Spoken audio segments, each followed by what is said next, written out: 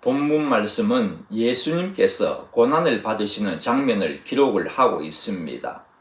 십자가의 사건은 인류 역사상 최대의 사건이지 않습니까? 그래서 사복음서에 다 기록을 하고 있습니다.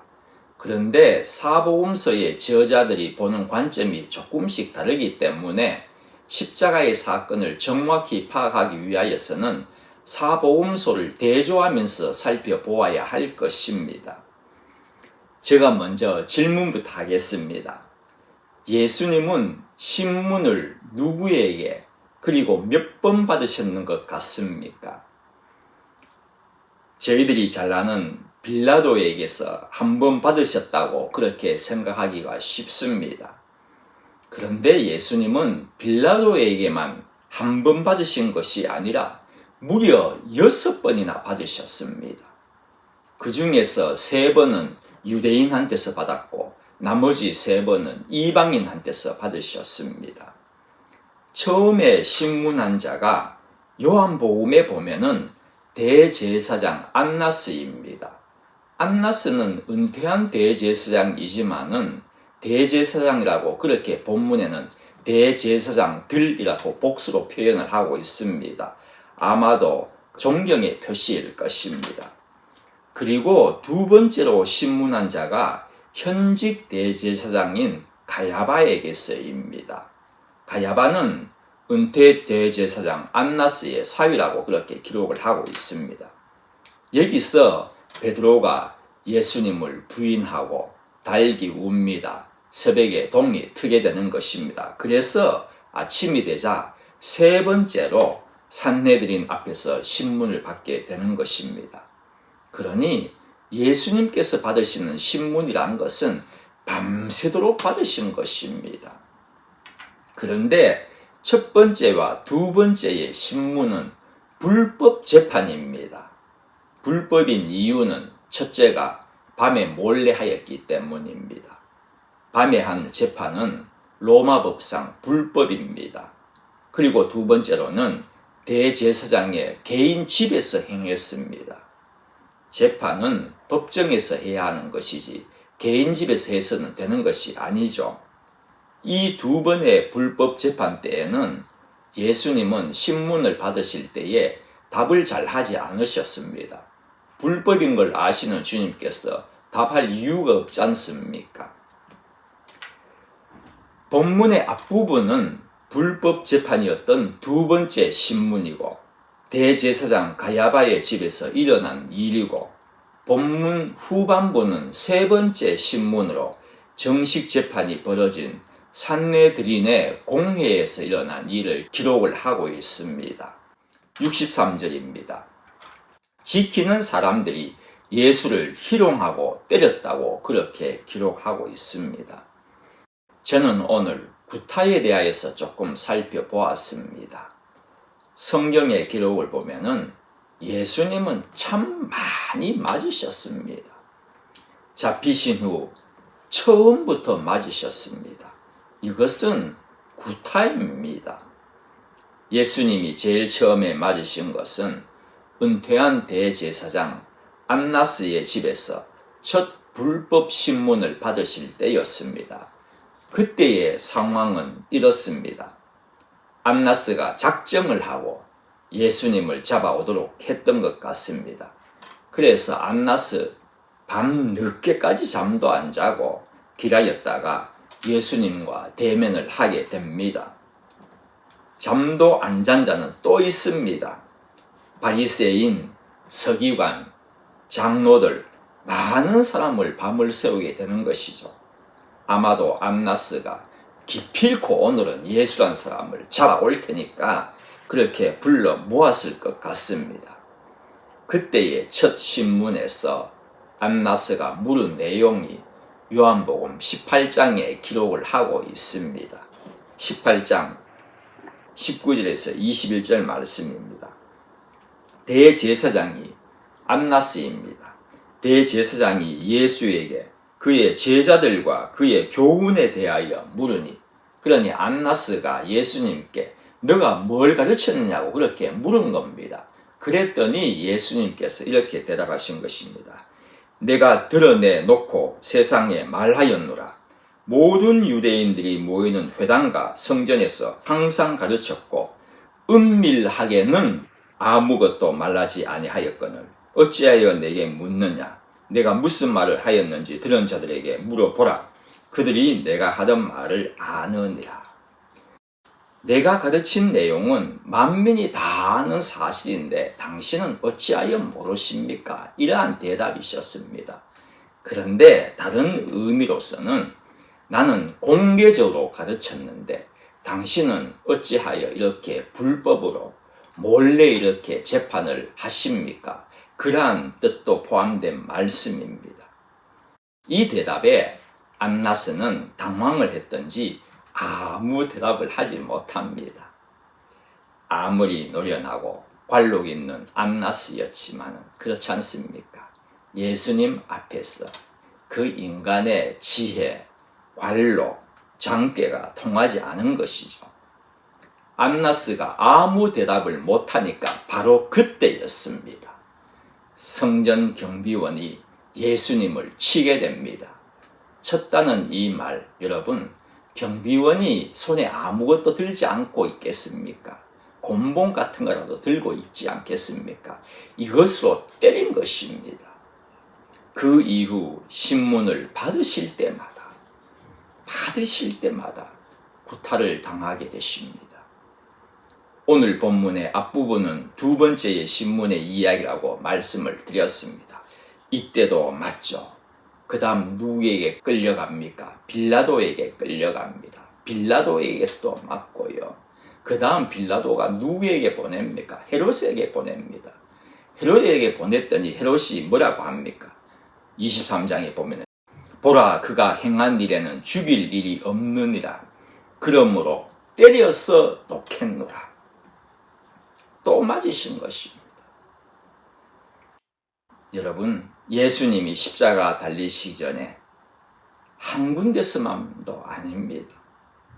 한두 번만 맞으신 것도 아니란 말입니다. 이곳저곳에 신문을 받으러 끌려가실 때마다 수없이 후려갈김을 당하신 것을 아십니까? 침뱉죠. 손바닥으로 때리죠. 주먹으로 치죠. 곤봉으로 때리죠. 회초리로 갈기죠. 그런데 생각해 볼 것은 주위에 많은 사람들 중에 한 명도입니다. 한 명도 예수님의 구타에 대하여 이건 아니다고 그렇게 말린 사람이 없었다는 것입니다. 주위에 양심 있고 선한 사람 없었겠습니까? 바리새인이라고 다 악한 자인가요? 서기관이라고 다 악한 자들입니까? 선한 사람 분명히 있습니다. 거기에는 밤에 몰래 찾아가서 그 거듭남의 진리를 들은 니고데모도 있었을 것입니다. 병으로 너무 힘들었지만은 주님의 은혜로 고침받은 사람 왜 없었겠습니까? 그 사람들이요, 그렇게 구타하면 안 됩니다. 이 선생님은 날 고쳐주신 분입니다라고 그 많은 사람 가운데 아무도 말리는 자가 없었다는 것입니다. 마태 아니면 마가복음에 보면은요, 신문할 때 거짓 증언하는 사람들도 있었습니다. 그들이 거짓 증언할 때에 당신들이 거짓말하고 있지 않습니까? 라고 그렇게 대답하는 사람 아무도 없었다는 것입니다. 그 사람들은 그렇다고 칩시다. 수제자인 베드로는 어떻습니까? 자기 목숨이 두려워 도망간 자이지 않습니까? 예수님이 잡히시니 멀리 떨어져 따라간 자였습니다.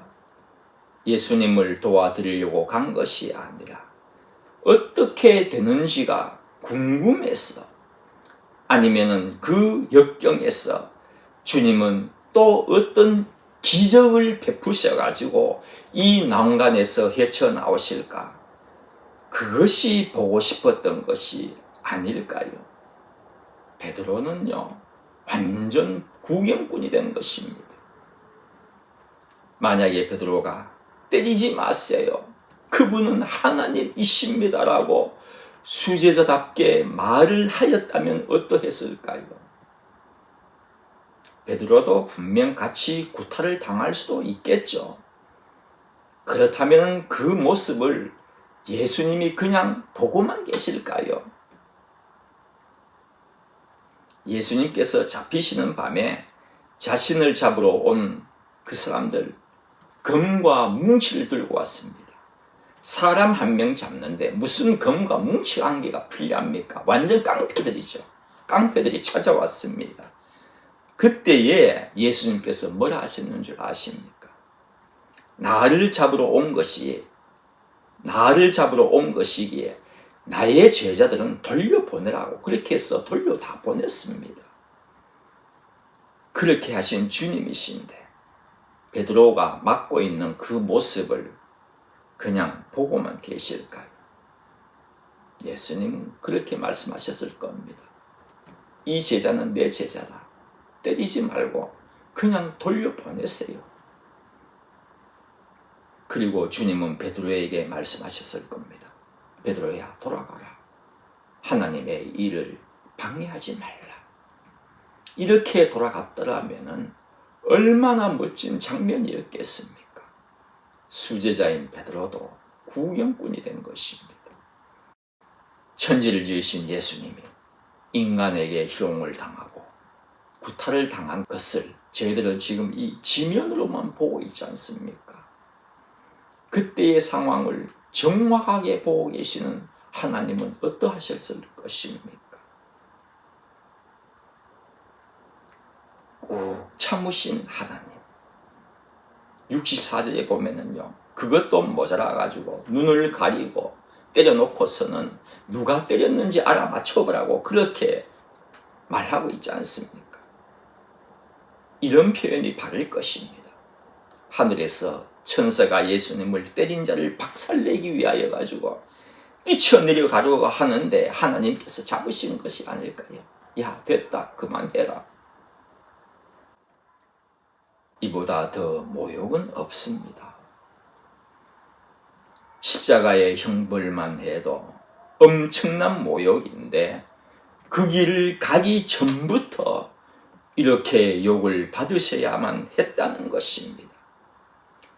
이만큼 당하실 때 사람이라고는요, 한 명도 말리지 않으니 그렇다면은 하나님이시라도 말리셔야 하는 것 아닙니까? 하나님까지도 외면하셨다는 것입니다. 왜 그렇습니까? 우리의 죄가 이만큼 무겁다는 것을 알려주기 위한 것 아니겠습니까? 죄의 무게, 우리는 아셔야 합니다. 66절부터는 세 번째 유대인에게 당하신 신문의 내용이 나옵니다. 이전에 첫 번째와 두 번째의 신문은 불법이었지만 이 세 번째는 합법적인 재판이었습니다. 산헤드린의 의장이었던 대제사장 가야바가 이렇게 물었습니다. 너가 그리스도면 말하라고 그렇게 말합니다. 주님은 내가 말해도 너희들 믿지 않잖아 그렇게 응수를 하시죠. 그리고서는 또 한마디 주님께서 하십니다. 멋진 말씀을 하시죠. 내가 하나님의 권능의 우편에 앉아 있을 것이다. 마태복음과 마가복음에는 그 다음에 뭐라고 말씀하시냐 하면은 내가 구름 타고 하늘에서 내려온 것을 너희들이 볼 것이다 그렇게 말씀을 하셨습니다. 그러자 신성모독이라 하면서 재판을 끝내는 것입니다. 70절 보면은 다 이르되라고 되어 있습니다. 다 이르되. 정말 쇼킹할 뉴스였다는 그런 뜻입니다. 그렇다면 더 이상 무슨 증거가 필요하겠느냐는 것입니다. 신성모독을 했기 때문입니다. 레위기에 보면은 신성모독은 사형감입니다. 사형입니다. 그리고서는 빌라도에게 보냅니다. 당시 산헤드린은 사형을 시킬 수 없습니다. 그래서 사형시키기 위하여서 빌라도에게 보낸 것이죠. 그런데 빌라도에게 가서는 말을 완전히 바꿔버립니다. 종교적인 것으로는 사형을 시키지 않는다는 것을 알기 때문에 빌라도에게 가서는 말을 완전히 바꿔버립니다. 정치적인 이야기를 하게 되는 것이죠. 예수님이 잡히신 이유가 신성모독이었습니다. 자신이 하나님의 아들이다. 즉 나는 신이라고 선포하시니 신성모독으로 잡아온 것입니다마는, 그런데 성도 여러분 생각해 보십시오. 누가 신성모독을 한 것입니까? 아버지 하나님의 말씀에 순종하여 십자가를 지신 분이십니까? 아니면은 그리스도를 십자가에 못 박은 자들입니까? 나는 하나님의 아들이라고 선언하신 분이십니까? 아니면은 예수님에게 침뱉고 때리고 치고 회초리로 갈긴 그 일당들입니까? 누가 신성모독한 것입니까? 71절 이렇게 기록하고 있습니다. 마지막 말씀입니다. 그들이 이르되 어찌 더 증거를 요구하리요? 우리가 친히 그 입에서 들었노라 하더라. 여기서 중요한 말씀이 나옵니다. 주님의 입으로 하신 말씀을 그들이 들었다는 것입니다. 여러분, 예수님이 직접 말씀을 하셨는데도, 직접 말씀하셨지 않습니까? 직접 말씀을 하셨는데도 누구에게는요 쓰잘데없는 소리로 들리고 누구에게는 진리의 말씀으로 들리겠습니까? 예수님이 똑같은 말씀을 하셨는데도 누구에게는, 저들에게는 하등 쓸모없는 가치없는 말로 들리는데 왜 저희들에게는 하나님의 말씀으로 들릴까요? 그 이유는 너무나도 명확한 단 한 가지입니다. 하나님이 저희들을 선택하셨기 때문입니다. 우리가 말씀으로 은혜를 받고 말씀으로 용기를 얻으며 말씀으로 살아가는 것은 내 의지로, 내 지식으로, 내 결단으로 되는 것이 아닙니다. 하나님이 우리를 선택하셨기 때문입니다. 그것도 언제입니까? 태초입니다. 창세 전에 우리를 선택하시사 우리의 이름을 생명책에 기록하셨기 때문입니다. 영원히 지워지지 않는 우리의 이름, 그러기에 우리가 죄를 짓더라도, 좀 실수를 하더라도 우리를 포기하지 않으시는 하나님. 마지막 절, 우리가 친히 그 입에서 들었노라 하더라. 저들은 직접 주님의 말씀을 들어도 깨닫지 못하지만 저희들에게는 2000년이나 지난 말씀일지라도 은혜를 받고 믿어지는 것은 부정할 수 없는 하나님의 축복입니다. 기도드리겠습니다. 하나님, 십자가에 모욕당하신 것을 저희들 살펴보았습니다. 주님께서는 저희들을 위하여서 이렇게 많은 모욕을 당하셨는데 저희들은 얼만큼 주님을 위하여 고난의 길을 걷고 있습니까? 주님을 위하여서 살아가는 저희들 되게끔 인도하여 주십시오. 예수님의 이름으로 기도드립니다.